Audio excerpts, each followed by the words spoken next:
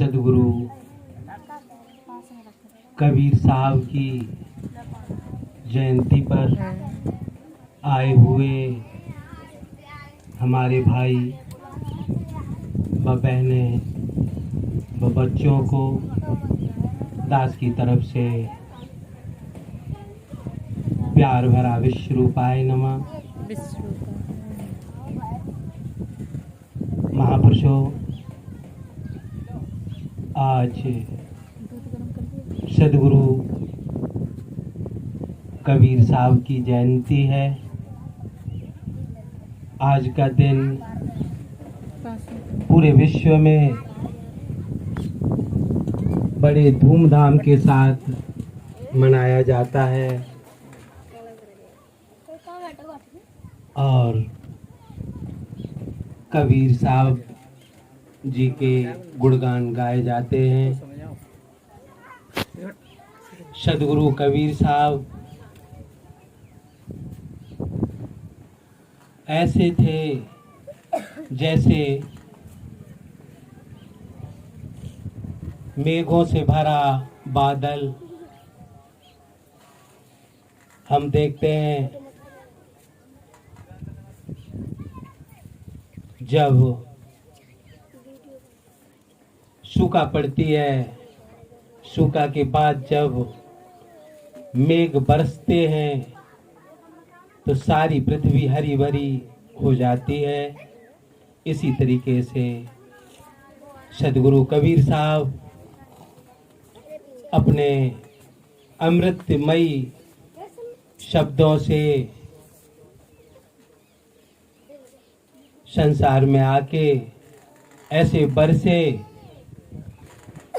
जो खाली थे, जो उनके शिष्य थे खाली थे, वो भर गए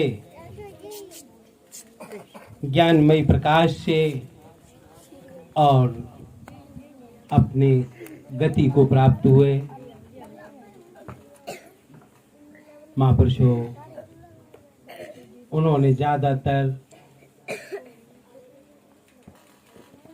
अहंकार को तोड़ने की कोशिश की। महापुरुषों,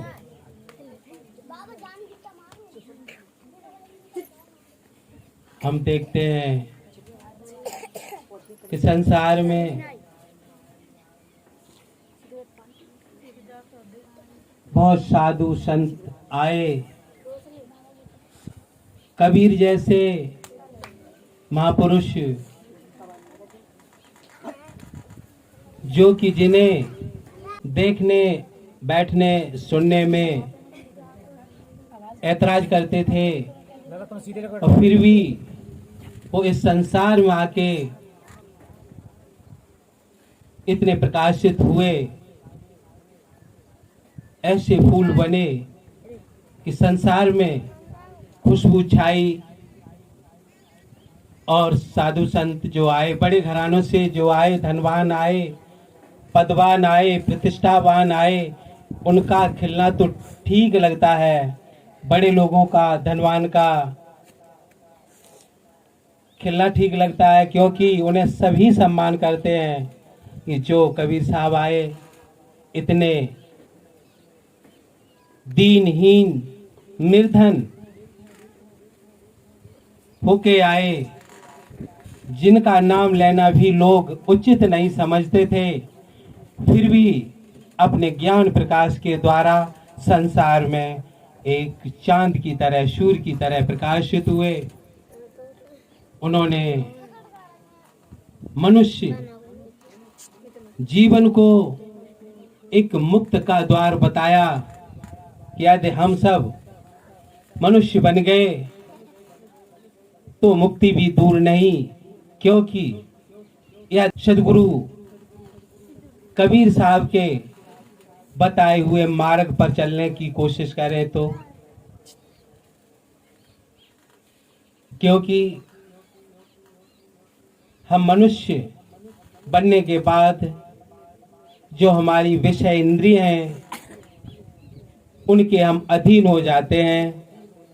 अधीनता ही हमारा बंधन है, हम गुलाम हो जाते हैं, क्योंकि हम जैसा देखते वैसा करने लगते हैं। हम इस पर विचार नहीं करते क्या करने योग्य है और क्या करने योग्य नहीं है। हम जैसा सुनते हैं वैसा ही कहने लगते हैं, और जैसा हम खाते हैं, स्वाद लेते हैं, वैसा ही खाने लगते हैं। महापुरुषों, इंद्रियों के वशीभूत होने के कारण हम जीवन और मृत्यु को प्राप्त होते हैं, दुख को प्राप्त होते हैं। मनुष्य जीवन जो हमें मिला है, इसमें हम चाहे तो विवेक करके समझ के हम अपना उद्धार कर सकते हैं, क्योंकि मनुष्य जीवन ही एक ऐसा जीवन है जो कि कर्म योनि में हम मनुष्य ही आता है। हम जैसा चाहे वैसा कर सकते, अच्छा चाहे तो अच्छा कर सकते, बुरा चाहे तो बुरा कर सकते। दोनों ही पल्ले हमारे बाजी में हैं, हम जैसा चाहे वैसा कर सकते। हम यहाँ बैठे चाहे अच्छे आचरण करें चाहे बुरे आचरण करें, ये सब स्वयं पर निर्भर है। यदि हम अच्छे आचरण करें, भली प्रकार चलें, तो हम मुक्त हो सकते हैं, क्योंकि सदगुरु कबीर साहब जी ने कहा है, सरगुण की सेवा करूं, निर्गुण का करूं ज्ञान, सरगुण निर्गुण के परे तां हमारा ध्यान। सरगुण जो साकार है, हम सब सरगुण रूप में बैठे हैं, साकार रूप में बैठे हैं। इनके लिए उनका कहना था कि यही ब्रह्म है, ईश्वर है, आप ही सब ईश्वर हैं। क्यों? कि जो निर्मल मन जिसका हो जाता है वही ईश्वर हो जाता है। बस फर्क इतना है कि अभी हमारा मन निर्मल नहीं है, विषयों में भटकता है। महापुरुषों, सरगुण की सेवा, हम जिसे देखते हैं समाज में बैठे हैं, इन्हें सबको हम ईश्वर समझ के सबकी सेवा करें, सबके साथ अच्छा व्यवहार करें, किसी के साथ छल कपट द्वेष हिंसा न करें। महापुरुषों, जब हम एक दूसरे के साथ हिंसा करते हैं तब हम बंधने लगते हैं, घृणा करते हैं, नफरत करते हैं, अच्छा व्यवहार नहीं करते हैं, तब हम देखें स्वयं भी दुखी होने लगते और दूसरों को भी दुख देने लगते हैं।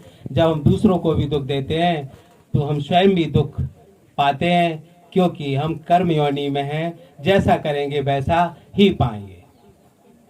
हम ऋतुओं को देखते हैं, जैसी ऋतु आती, वर्षा की ऋतु आती है तो अपने आप वर्षा जैसा मौसम, वर्षा जैसे हरी भरी घासें फूल खिल जाते हैं।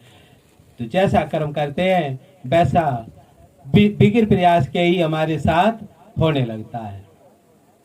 तो इसलिए सरगुण की सेवा, सरगुण सब जो साकार हैं उन्हें ईश्वर मान के, अच्छा मान के, उनके साथ सबके साथ हमारा व्यवहार अच्छा होना चाहिए।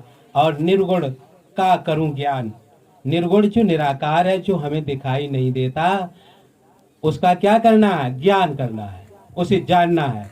दिखाई क्या नहीं देता? हम सबके जो अंदर है, जो सब जानता है, हम सबको, यहाँ सब लोग बैठे सबको जान रहे हैं, यहाँ पांडाल लगी जान रहे हैं, जो बैठे जान रहे हैं, क्या हो रहा है जान रहे हैं, सब कुछ जान रहे हैं, घर में जान रहे हैं, नाते रिश्तों को जान रहे हैं, सबको जान रहे हैं। उलट के कोई पूछे क्या आप अपने को जान रहे हैं? निर्गुण जो आप जान रहे हैं वो कौन है? आप अपने शरीर को जान रहे हैं, आप अपनी आंख को जान रहे हैं, कान को जान रहे हैं, हाथ को जान रहे हैं, पैर को जान रहे हैं, सब शरीर को जान रहे हैं, ये स्वयं को नहीं जान रहे। जो जानने में आता है वो अपने से अलग होता है, तभी तो इस शरीर से हम चले जाते अलग हैं। क्या कहते हैं? इस शरीर से अब प्राण चले गए, जीव चला गया, आत्मा चली गई। इसका मतलब जो इस शरीर में है वो इससे सदैव अलग है, इसीलिए आती और जाती है, उसे हम नहीं जानते। तो किसका ज्ञान करना चाहिए? आत्मा का, जो हम हैं, स्वयं का ज्ञान करना चाहिए। और सरगुण का जो साकार है उनकी सेवा करनी चाहिए। और ध्यान इसके परे है। ध्यान संत महात्माओं से सीखना चाहिए, ध्यान इन दोनों स्थितियों के परे है। तो कबीर साहब ने समाज के लिए, समाज के हित के लिए, बहुत से समाज के उपकार के लिए ऊंच नीच भेदभाव पर भारी चोट की। उन्होंने कहा वो अज्ञान है जो मनुष्य को मनुष्य न समझकर छोटा बड़ा ऊंच नीच भेदभाव में नापता है। महापुरुषों, पूजा पाठ तप जप पर भी कबीर साहब ने बहुत सी बातें कही, समझाया। विचार करें, हम लोग देवी देवताओं से कितने डरते हैं, कितना भय भरा है। कहीं पीपल का पेड़ हो तो वहां हाथ जोड़ के करते हैं, कहीं ब्रह्मदेव रूठ न जाए, फलाना देवी न रूठ जाए, देवता न रूठ जाए। क्योंकि इन अंधविश्वासों में हमें पहले ही से भर रखा है, ऐसा बांध रखा है, ऐसा जकड़ रखा, तो अब इनसे निकलना अति मुश्किल है। विचार करें, हम मरघटाओं में जाते हैं, वहां से डरते हैं। कभी विचार किया, वहां पशु जाते हैं, भूत प्रेत उनका कुछ नहीं कर पाते हैं। क्यों? वो वहीं टट्टी पेशाब करते हैं, वहीं बैठते हैं, क्या कुछ कर पाते हैं? कुछ नहीं कर पाते हैं। पशु पक्षी तो बड़े हैं, चींटी हजारों रहती हैं, उनका कोई कुछ कर पाता? कोई कुछ नहीं कर पाता। हम लोग तो समझदार हैं, और फिर भी इन विश्वासों में हम ऐसे जकड़े कि इनको हम नहीं छोड़ पा रहे। क्योंकि करना क्या चाहिए? मनुष्य की सेवा करना चाहिए, पक्षियों की सेवा करना चाहिए। अंधविश्वास को बिल्कुल छोड़ देना चाहिए। यदि देवी देवता ये प्रबल हों तो हम तो उनके विरोधी हैं, हम उनका विरोध करते हैं, तो मुझे तो कभी न छोड़े, हम पर तो तुरंत ही आघात करें। क्यों नहीं करते वो? क्योंकि किस पे करते हैं? जो उन्हें मानता है, क्योंकि मन में उनके लिए श्रद्धा रखता, विश्वास रखते हैं, तो उन्हीं को वो परेशान करते न होते हुए भी उनका मन दुखी होता है। और जिन घरों में ज्यादा पूजा पाठ होता है वो घर सदैव दुखी होते हैं। क्योंकि जो ईश्वर है, जो आत्मा है, परमात्मा, वो कहता है मुझ अनंत अविनाशी आत्मा को छोड़कर तू अंधविश्वास में पूजा पाठ करता है, इसलिए वो कोप करके उनको दुख ही मिलता है। लिखा भी है, तुलसी पर हर हर हरे पामर पूजे भूत अंत फदियता हो। साथ दास अपनी वाणी को विराम देता, प्यार और सत्कार से कहिए विश्व